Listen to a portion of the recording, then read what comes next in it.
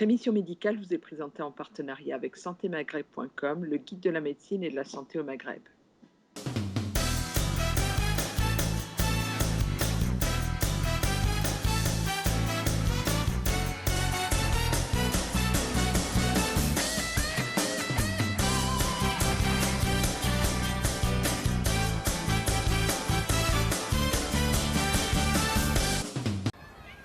Quand on est enfant, on rêve d'être astronaute, d'aller visiter ceci, cela. Moi, je voulais vraiment une vie ordinaire, simple, exercer mon métier. J'étais très heureux professionnellement, j'étais très heureux sentimentalement, j'étais très heureux personnellement. Bref, tout allait bien. Et un jour, la maladie a fait irruption dans ma vie, comme ça, sans crier gare. Je suis né malade, je savais que j'avais cette maladie, cette épée de Damoclès au-dessus de la tête, mais je vivais en attendant, je vivais.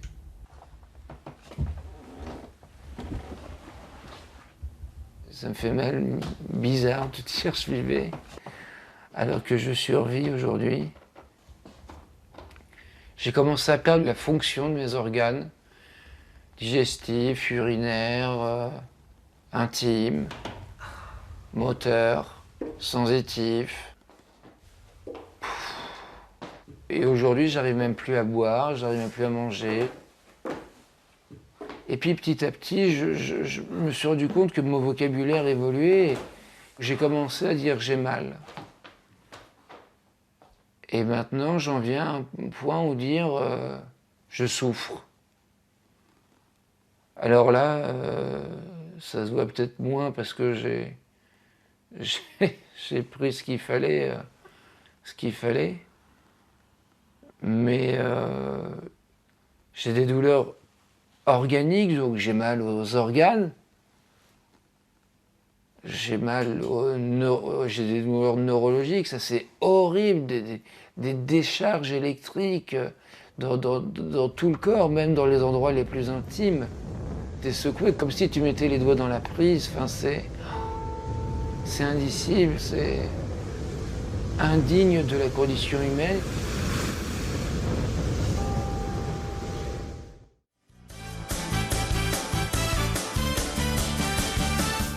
Et le 28 octobre 1945, je suis marié, j'ai 2 fils et une petite fille. Je pratique la médecine générale depuis de très nombreuses années, depuis plus de 40 ans. Mon cabinet est à Bruxelles. J'ai diminué mes activités vu mon grand âge et donc je travaille surtout le matin. Je fais des consultations de médecine générale à Bruxelles, encore quelques rares visites à domicile. L'après-midi, je prends du temps pour moi. Je travaille dans les prisons aussi. Et le matin, avant de partir travailler, je vais nager tous les matins. Ça me fait du bien. Voilà. Ça participe à votre bien-être? À mon équilibre que j'espère encore garder un petit peu, à mon bien-être, et ça me détend. Oui. Voilà. Le bien-être, c'est important parce que dans le livre qui est l'objet de notre interview aujourd'hui, qui est paru récemment chez Michel Lafon, Docteur, rendez-moi ma liberté, votre bien-être est souvent mis à mal. Hein. Tout à fait, parce que pour n'aborder que ce sujet-là, c'est difficile, l'émotion est importante. J'ai besoin de retrouver mon équilibre en pensant à autre chose, en faisant du sport, en lisant d'autres choses que ce livre-là, en parlant avec ma famille, qui a beaucoup d'importance pour moi. Voilà. Pourquoi ce livre ? Alors, comment on en est arrivé là ? Au départ, quand j'ai commencé à pratiquer des euthanasies, je trouvais que les témoignages des personnes qui allaient nous quitter, des familles avant, pendant, étaient tellement émotionnants que je les transcrivais sur des petites notes que je gardais pour moi. Je trouvais que c'était très confidentiel. C'était pourquoi l'intérêt de les garder comme ça ? Pour me souvenir, parce que mon épouse me disait souvent, ce sont des phrases très belles, note-les, et je ne voulais pas du tout publier. Au départ, je ne voulais pas. Et un journaliste parisien était venu m'interviewer parce qu'il savait que je faisais des euthanasies. Je lui ai dit que j'avais des petites notes personnelles. Il m'a dit il faut les publier. Je lui ai dit non. À ce moment-là, j'ai dit non, c'est confidentiel, j'ai pas envie. J'ai réfléchi, et 6-7 mois après, j'ai donné mon accord. Voilà, comment ça a démarré. Et alors, il connaissait très bien certaines personnes de chez Lafon. Il m'a mis en contact, on s'est rencontrés ici à Paris et on a démarré le travail. Donc, j'ai donné mes notes et les aides d'écrivain ont corrigé. Et voilà, on est arrivé à ça. Il y aura une suite peut-être? Je ne sais pas, je ne sais pas, peut-être. Des témoignages, j'ai 2 petits bouquins, non 3 maintenant, de notes tout à fait personnelles. Je ne sais pas, je ne suis pas un écrivain, je suis un médecin émotif et bon voilà, c'est pour ça que... Le sujet, donc, comme vous l'avez évoqué, c'est l'euthanasie, c'est un sujet brûlant, hein, que ce soit en Belgique? En Belgique un peu moins, puisque nous avons une loi Mais depuis pas si longtemps que ça. 2002, ça fait 16 ans qu'on a cette loi. Il y a encore des opposants, il y a beaucoup de médecins qui ne veulent pas encore pratiquer d'euthanasie. Mais le sujet est beaucoup plus brûlant en France, évidemment. Et je vous l'ai dit, les Français savent que nous appliquons une loi, qu'on a une loi, donc j'ai des appels tous les jours. Là, vous avez décidé, vous le livrez dans le livre, sans vouloir rentrer trop dans les détails, et on encouragera les internautes à découvrir donc ce livre. Vous êtes arrivé comme un niveau de... Et oui, saturation est peut-être un meilleur mot. C'est chaque fois quand même éprouvant à tous les niveaux. Oui, j'ai quand même 72 ans, bientôt 73. Je pense qu'il y a un moment où je vais arrêter. Mais bon, c'est vrai que les dossiers qu'on me présente sont tellement émouvants que j'en prends un de temps en temps. C'est difficile de dire oui, c'est difficile de dire non. Je ne dépasse jamais une euthanasie par mois. En tout cas, pour moi, c'est un maximum. Malgré le nombre de demandes que vous recevez au quotidien, c'est ça? 2 à 3 par jour. Et que souvent j'envoie chez Madame Pierret. Et on parle des cas de je parle de Français, je ne parle pas des Belges. Parce qu'on rappelle le cadre de la loi, par exemple en France aujourd'hui. Aujourd'hui, il y a la fameuse loi Claes-Leonetti, donc qui n'est pas du tout une loi autorisant l'euthanasie. C'est une loi de sédation profonde et continue qui est très différente donc de la loi belge. Enfin, on aura peut-être l'occasion d'en parler. Mais donc, les Français ne sont pas satisfaits par cette loi et les Français gravement malades donc cherchent un autre pays, la Suisse ou la Belgique. Les Hollandais ne prennent plus d'étrangers. Donc, c'est la Suisse ou la Belgique pour le moment. Dans les témoignages que vous livrez, vous évoquez effectivement une espèce de parcours de combattant dans tous les sens du terme pour des personnes qui sont souffrantes, qui sont atteintes de pathologies, on va revenir très graves, très graves et qui au prix de souffrances atroces vont faire le déplacement pour venir vous voir. Parce qu'on va expliquer le cadre, il y a un protocole, il y a un cadre bien établi. Vous ne pratiquez pas l'euthanasie à tour de bras, il y a un cadre, c'est très protocolaire. Donc, tout à fait. Donc vous expliquez effectivement que c'est... Voilà. Il y a l'émotion qui vous submerge aussi quand vous êtes face à des personnes qui vous supplient d'abréger leur souffrance. Oui. La notion est importante. C'est ça, donc... on ne donne pas la mort. On ne donne pas la mort. Moi, j'utilise souvent le dernier soin. Je dis que je leur donne leur dernier soin à leur demande. D'ailleurs, c'est la première condition de la loi belge.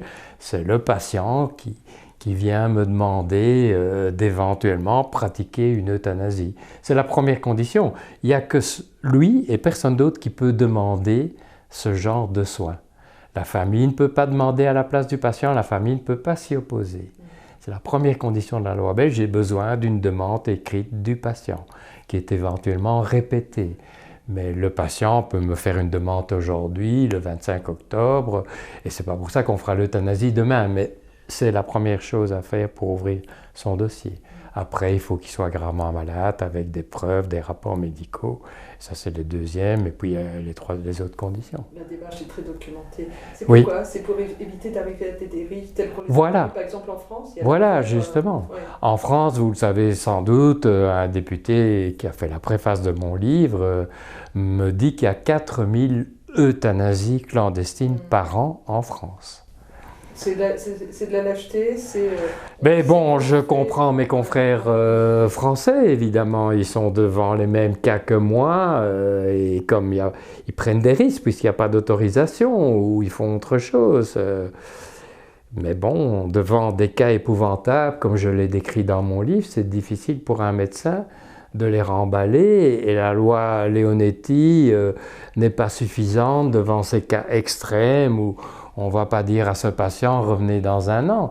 Ils sont dans un tel état de souffrance et nous savons qu'il n'y aura pas d'espoir de guérison, à moins que la médecine progresse. Et donc on se dit pourquoi aller jusqu'au bout du bout, ça ne servira à rien. S'il y a une demande du patient et que les autres conditions sont remplies, on fait l'euthanasie. Est-ce que vous parliez effectivement du fait que le patient fait consciemment la demande? Sur les cas de patients qui sont inconscients, je pense, le nom m'échappe tout de suite, j'en suis désolée, ce fameux patient qui est, pour lequel il y a... Vincent Lambert. Oui. Malheureusement, il ne remplit pas les conditions de la loi belge. Mais bon, on y arriverait peut-être autrement, mais il n'a pas fait de demande écrite et signée. Donc en Belgique, oui, non, la demande de la famille, ou même l'opposition de la famille, il faut une demande de sa part. Donc on ne peut pas...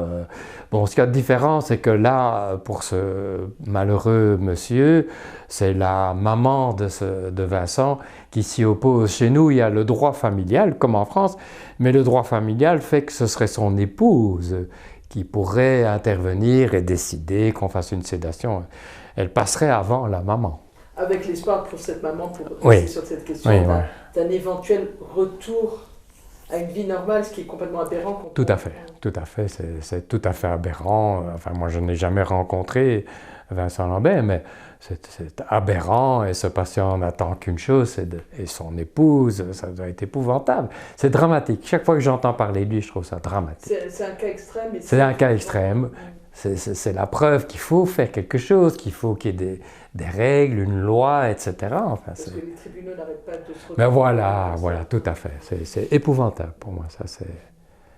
Ça fait des années que ça dure, on passe de commission en commission. Enfin, je ne comprends pas la maman.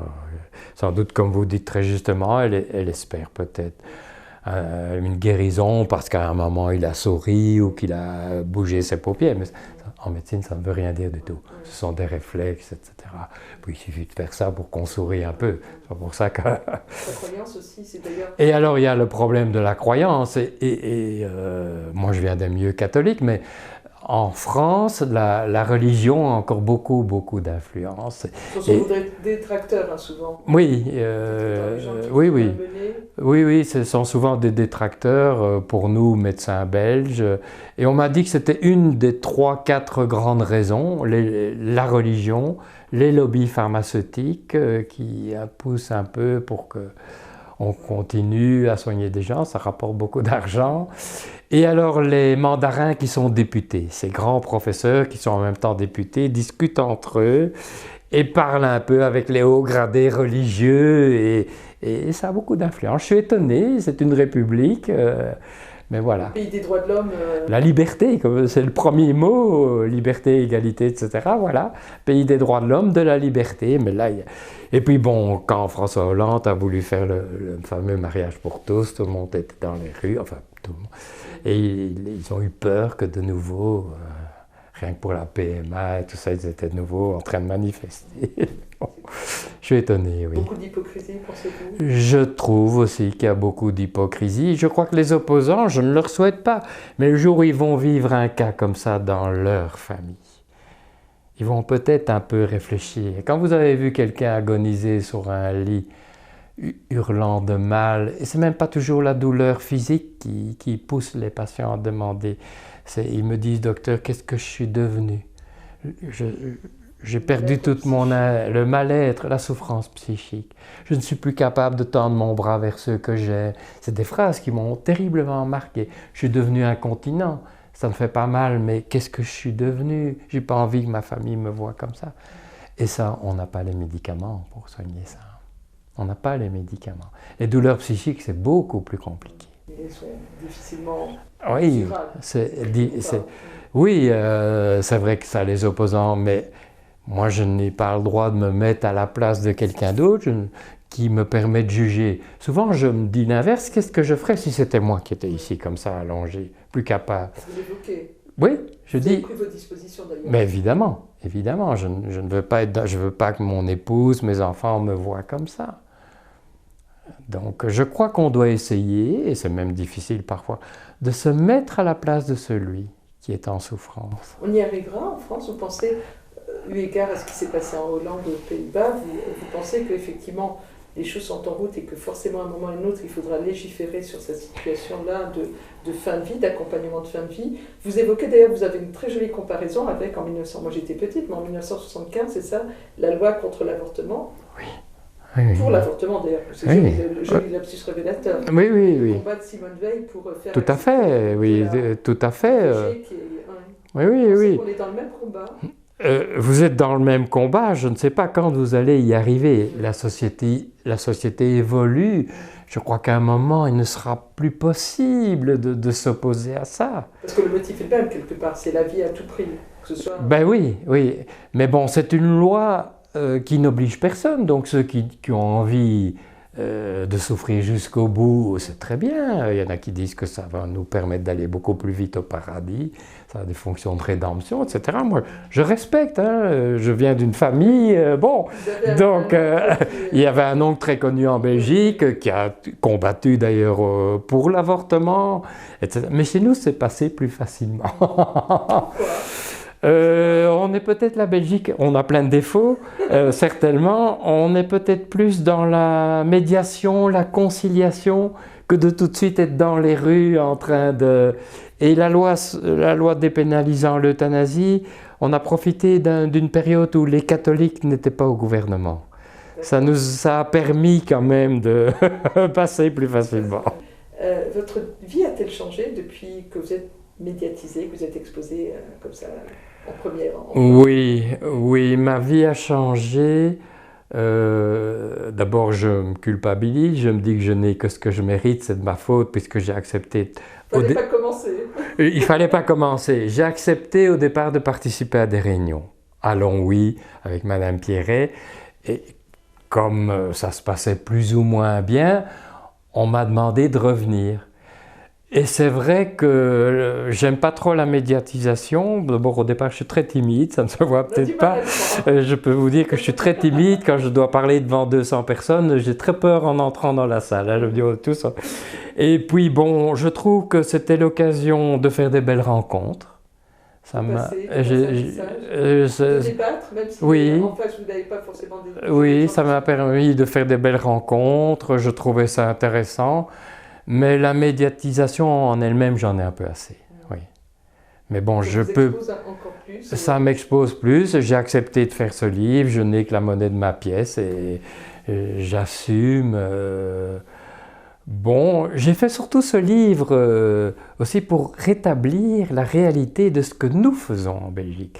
J'ai entendu tellement de choses mensongères en France, racontant tout et n'importe quoi. Au début, on disait que tous les patients âgés devaient quitter la Belgique parce qu'ils allaient tous mourir. Moi, j'ai jamais vu un patient âgé belge venir me dire « je veux aller mourir en France ». Ça saurait. Ça fait 45 ans que je fais de la médecine. On va souvent en France, mais pour des tas d'autres raisons. Et les Français vont en Belgique aussi pour d'autres raisons. Pour le chocolat. Pour le chocolat, pour des raisons financières. Moi, je vais souvent en France, c'est un superbe pays. Et bon, il y a des tas de choses à voir. Mais voilà. Oui. Mais la médiatisation, je crois que je ne suis pas tellement fait pour ça. Mais bon, c'est de ma faute. C'est de ma faute et j'assume. Et vous disiez, pour reprendre le titre de votre livre, « Docteur, rendez-moi ma liberté », c'est la phrase du premier patient? Je ne crois pas que c'était le premier patient, mais c'est un de mes patients qui m'a dit ça. Vous me rendez ma liberté. Je trouvais que c'était une très belle phrase. Et ça m'est resté en mémoire. Et souvent, les patients, quelques secondes avant de nous quitter, nous disent 2-3 choses. Comme ça, je parle dans le livre d'une dame qui avait cette épouvantable maladie de Charcot, qui ne pouvait plus parler, qui, grâce à son logiciel informatique, m'a dit « merci, je suis fatigué ». Il y a des très belles phrases qui me touchent profondément. Souvent, ils me disent on aurait dû le faire 3 ou 4 mois plus tôt. Ça revient régulièrement. Donc, c'est des moments comme ça qui sont très impressionnants pour moi. On aurait voulu vous faire porter l'étiquette de euthanologue, c'est même Oui, j'aime pas du tout ça. Oui, J'aime pas du tout ça. Comme si c'était votre Spécialiste. Voilà. Je suis un assassin, donneur de mort. Non, c'était un grand journal français que je ne nommerai pas, mais qui m'a fait passer pour un... Je suis médecin généraliste et il m'arrive donc de temps en temps de pratiquer une euthanasie. Est-ce qu'il y en a certains que vous avez refusés? On a la clause de conscience. Oui, il y en a certains que j'ai refusés. Oui, oui, tout à fait.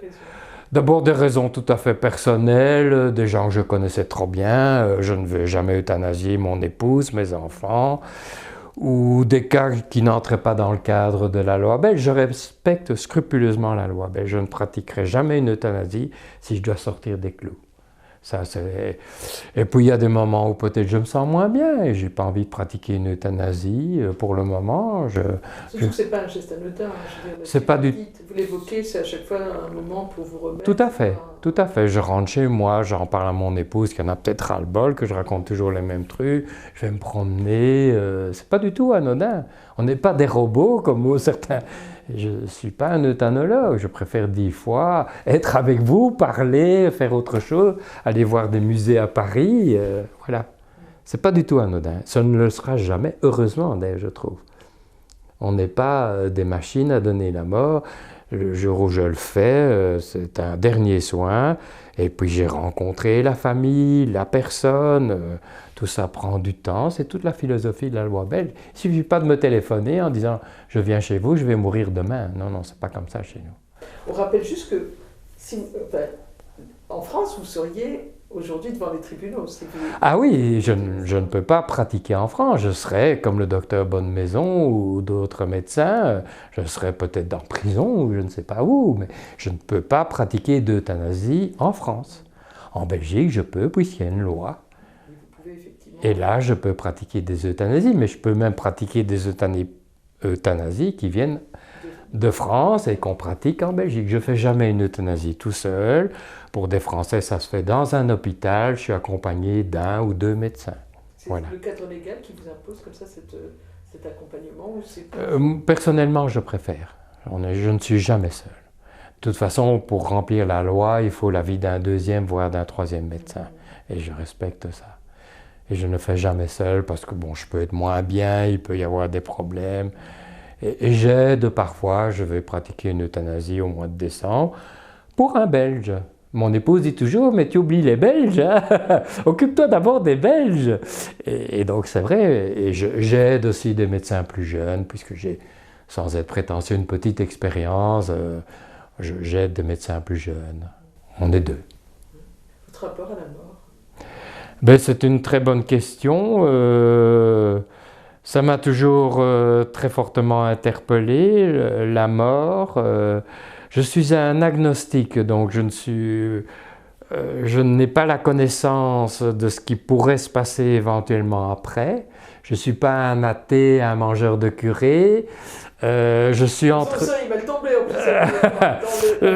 Oui, voilà. Et ma première euthanasie était un prêtre, donc la mort m'interpelle. Je crois que je serai très triste, surtout de quitter tous ceux que j'aime. Ça me fait très peur. Je me dis après, pour le moment, je n'ai pas la connaissance. Je ne sais pas. J'ai perdu ma croyance. J'ai été éduqué dans ce monde catholique. Mon père était très catholique, beaucoup plus que mon oncle, presque un peu parfois manquant de tolérance. Voilà. Mais j'ai beaucoup de respect pour mon père. Il a fait ce que je suis devenu avec mes défauts et mes qualités. Grâce à lui, j'ai pu faire des études. Il m'a enseigné une certaine sens de la morale, etc. Mais la mort, oui, c'est un point d'interrogation. Heureusement qu'il y a la mort, parce que ça donne quand même une certaine signification à la vie. On repense sa vie peut-être. On repense sa vie, on se dit qu'il faut quand même essayer de faire certaines choses convenables pendant sa vie. Ça donne un sens. Ce n'est pas absurde, mais ça donne un certain sens. Mais je ne peux pas aller plus loin. Personne ne nous a encore expliqué de là-bas où on n'est pas revenu. On aimerait bien tout ça. Mais bon, voilà. Ça me fait un peu peur quand même, oui. Pour démystifier la question de l'euthanasie, sans peut-être trop rentrer dans les détails, est-ce que vous voulez nous décrire en quelques mots l'acte à proprement parler? Parce qu'on vous a expliqué le cadre réglementaire, le fait qu'effectivement, il fallait le consentement du patient. et que vous revoyez sans doute à plusieurs reprises. En tout cas, ça se fait pas dans un délai très court. Mais à proprement parler, parce que, pour démystifier un petit peu, parce que je pense que le malaise vient du fait qu'on pense qu'effectivement, on ne peut pas imaginer ce qu'est l'acte d'euthanasie. Concrètement, oui. Oui, oui, c'est sûr. D'ailleurs, quand le patient, on va parler des Français, puisque je suis ici en France, le patient arrive la veille. Un patient que j'ai déjà vu, que je connais, il arrive la veille de l'euthanasie. Soit il loge à l'hôtel, soit il loge dans sa chambre d'hôpital, ça dépend un peu de son état. Le jour même, j'arrive une demi-heure avant, je vais chaque fois demander s'il n'a pas changé d'avis, même. Et puis bon, tout ça est en ordre, j'explique ce qui va se passer au patient. Ce qui va se passer, c'est que nous allons faire une injection de produits qui vont l'endormir. Donc je lui explique qu'on va lui injecter des barbituriques. On installe une perfusion donc, par voie intraveineuse. Il va s'endormir en 30 secondes. Et à ce moment-là, pour lui, tout est fini. C'est comme une anesthésie avant une intervention chirurgicale. Je vais préparer avec l'autre médecin les produits, en dehors de la chambre, bien évidemment. On entre dans la chambre, on redemande si c'est toujours OK. La perfusion a été installée par des infirmières et nous, on injecte des barbituriques, une assez forte dose qui permet au patient de s'endormir et sans aucune souffrance. Il s'endort. Il faut rassurer parce que c'est une très bonne question. Les patients ont peur, et il n'y aura aucune souffrance. Avant la fin de l'injection, ils dormiront. Et on continue l'injection et ils nous quitteront. Il y aura un arrêt cardiaque et respiratoire, 1-2 minutes. Bon, il y a une petite remarque subsidiaire, c'est que, et parfois, mais c'est rare, il y a des patients qui préfèrent avaler le produit. Alors, mais c'est très rare, 1 cas sur 10, même moins, parce qu'ils veulent assumer eux-mêmes le geste. C'est très beau aussi. Ils ne veulent pas nous faire porter la responsabilité. Alors, nous préparons, c'est toujours le même produit à des doses différentes, dans un verre, comme ce verre-là, et il le boit lui-même. C'est ce qui se pratique en Suisse, d'ailleurs. Je vais vous dire, c'est la notion de suicide assisté telle qu'on C'est la Suisse. Oui. L'euthanasie est interdite en Suisse. Oui. Mais ils autorisent le suicide assisté. Donc, le process est le même, simplement, effectivement, il n'y a pas d'injection, c'est... C'est le patient lui-même qui boit le verre. Qui boit le verre et il n'y a pas de médecin à ce moment-là. Il aura vu en Suisse un médecin avant pour voir si le dossier est correct et s'il peut pratiquer ou donner son accord. Mais ça se passe en dehors du médecin. Le patient avale. S'il n'est plus capable d'avaler, il y a une perfusion, mais il doit lui-même ouvrir le robinet. Donc, l'euthanasie est interdite, mais c'est le suicide assisté. Voilà. Chez nous, c'est le suicide médical assisté. Ça fait partie de la loi. Il y aura toujours un médecin. Je dois moi-même... Le patient ne peut pas aller chercher les produits. C'est le médecin qui se procure les produits, qui prépare le produit, et s'il reste des produits, il doit les rendre. Tout ça est très contrôlé. Et après, il y a une commission de contrôle en Belgique. Donc on doit remplir toute une série de documents en expliquant ce qu'on a fait, voilà, comment ça marche. C'est pour entre autres éviter, il y a eu beaucoup d'idées reçues sur les dérives liées possiblement à des euthanasies. On a vu, vous évoquez les personnes âgées qui auraient été menacées d'être toutes euthanasiées, les personnes déficientes mentales, ce genre de choses. On rappelle qu'il y a un cadre là-dessus. C'est formellement interdit, évidemment. Beaucoup de personnes âgées voudraient isolés dans une maison de retraite ou ailleurs, la loi belge ne nous permet pas de faire ça. Ce serait très compliqué parce que il faudrait un cadre de nouveau très strict. Est-ce que c'est pas la famille qui pousse pour qu'il s'en aille pour des tas de raisons qu'on peut imaginer? Donc c'est interdit. Il faut avoir ces 3 conditions, la demande, la maladie grave et les souffrances. La moyenne d'âge des personnes que vous avez... La moyenne d'âge... On a tendance à penser que ça concerne les personnes âgées, non. que la maladie les affections, comme vous Oui. évoquiez, effectivement. Ici, le premier chapitre du livre, c'était Hélène. Elle a accepté qu'on donne son prénom. Elle a 31 ans. Mais c'est rare. Hein. Bon, ça, c'est un cas épouvantable. Elle vit toujours, d'ailleurs. Elle m'envoie des nouvelles régulièrement. En général, on va vers 50 ans, 60 ans, 70. Et les très âgés, c'est beaucoup plus rare. 60, 70, souvent. Les maladies, les demandes concernent des pathologies particulières, invalidantes, handicapantes? Les demandes sont des cancers graves, toutes sortes de maladies neurovégétatives, les maladies de Charcot, les maladies de Parkinson et les cancers. On vous demande, les personnes vous disent « je veux mourir » ou « je ne veux plus souffrir ». C'est quoi leur demande? Il y a une notion différente? Et il y a une notion, je crois que c'est les deux. Ils ont peur, beaucoup de patients viennent nous voir, c'est pas pour mourir tout de suite, ils sont rassurés. Je parle d'un jeune aussi, dans le livre, il est venu, il avait une arthrite juvénile très grave, et son dossier était en ordre, il aurait pu être euthanasié, mais ça l'a rassuré, il a repris son traitement, il a repris goût à la vie, mais il sait qu'il ne devra pas aller jusqu'au bout de la souffrance. Et rien que ça, euthanasie n'égale pas toujours mort. C'est un message que j'essaye de faire passer. J'ai du mal à faire passer ce message. Mais beaucoup de patients qui viennent nous voir reprennent goût à la vie, reprennent leur traitement, mais savent que peut-être un jour. En fait, on a tous peur de souffrir, je pense. Enfin. Et ça les rassure. Et ils repartent. Est-ce que vous avez des regrets?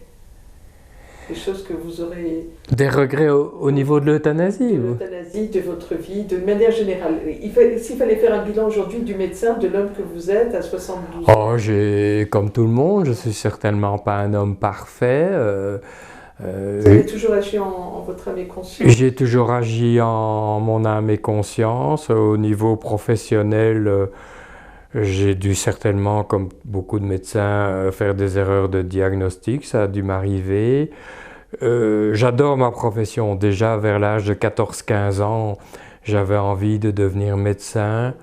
J'aime beaucoup le contact avec les autres. J'aime beaucoup écouter. C'est pour ça que j'ai fait la médecine. J'ai travaillé au centre de prévention du suicide, où on était répondant téléphonique. Je travaille encore jusqu'à l'année prochaine dans une prison en Belgique. Et donc, j'aime beaucoup le côté humain des choses. Oui, j'ai des regrets de bêtises que j'ai fait, comme tous les jeunes. Voilà, je suis certainement pas un saint ni un homme parfait. Voilà. Mais par rapport à vos choix... Non, je n'ai jamais regretté d'avoir choisi la médecine. Jamais, jamais, jamais.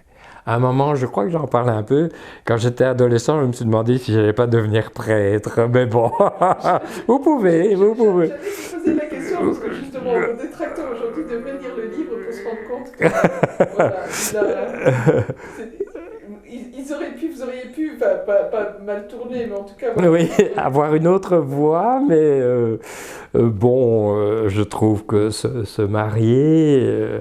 Les femmes sont très importantes pour moi dans la vie. J'aime beaucoup, je trouve qu'il y a hommes et femmes. La vie des deux est très importante. Je ne me voyais pas être prêtre, être célibataire. Faire abstraction de beaucoup de choses. À faire abstraction, on ne va pas rentrer dans tous les détails, mais ça me paraissait important. J'avais envie d'avoir des enfants aussi, voilà.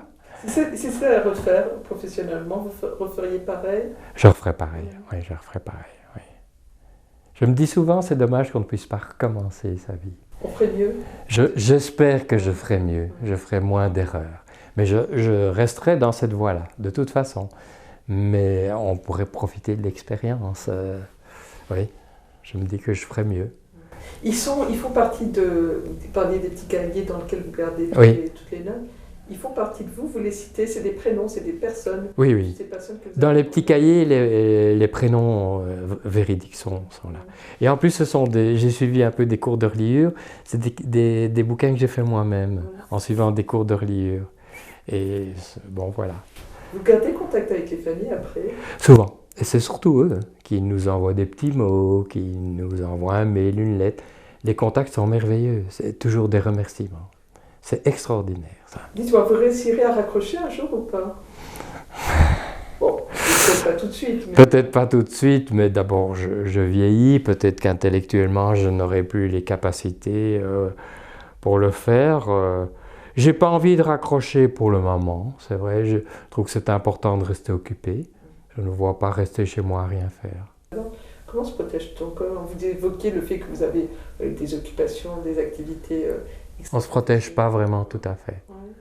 J'ai des images qui me reviennent quand même de patients. On ne se protège pas tout à fait. Je pense que j'ai changé. Il faudrait que mon épouse soit là, elle le dirait. Je suis peut-être devenu plus émotif. Il m'arriverait peut-être de pleurer. J'ai une fois, je pense que je le dis dans le livre, j'étais seul avec un couple. Le mari nous a quittés, on l'a euthanasié. Cette dame est tombée dans mes bras.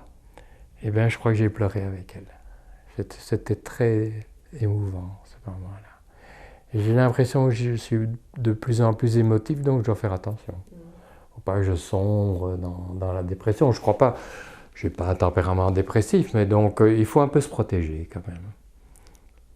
J'ai besoin de... C'est pour ça que je vais nager tous les matins. Je suis avec des amis, on en parle là-haut, peut-être dans un journal, dans l'IB, je crois. On rigole, j'aime bien blaguer, parler de tout, de n'importe quoi. C'est très important pour mon équilibre de rigoler, tout simplement. J'aime bien l'humour. Voilà, très important. En tout cas, je vais rappeler un docteur, rendez-moi ma liberté, c'est une manière effectivement vraiment de... J'aime bien le terme, le dernier soin. Oui, le mot euthanasie ne passe pas bien en France. On m'a souvent dit, quand je faisais des conférences, vous parlez de ce mot comme de la pluie et du beau temps, et c'est un mot que beaucoup de Français ont du mal à accepter. Parce que pour eux, il y a une connotation liée aux événements de la guerre, aux nazis, alors que le mot euthanasie vient du grec et n'a rien à voir. Mais bon, il y a toute cette... Donc c'est un mot qui passe mal, mais ils peuvent utiliser... On parle de l'IVG en France, on peut parler IVV, interruption volontaire de vie. Voilà. Bon. Mais vous m'avez parlé, est-ce qu'il y aura un jour une loi? Il y en aura une un jour. Mais à mon avis, pas sous ce mandat présidentiel, si. Je ne le pense pas. Il faudra encore un certain temps. Les lobbies sont... Les lobbies et les hauts gradés religieux, hein, qui ont encore pour le moment, c'est très étonnant. Je ne sais pas si c'est uniquement... Bon, tout l'ensemble des religions n'acceptent pas l'euthanasie, ça, bon, catholiques, musulmans, protestants, les protestants on entend moins parler.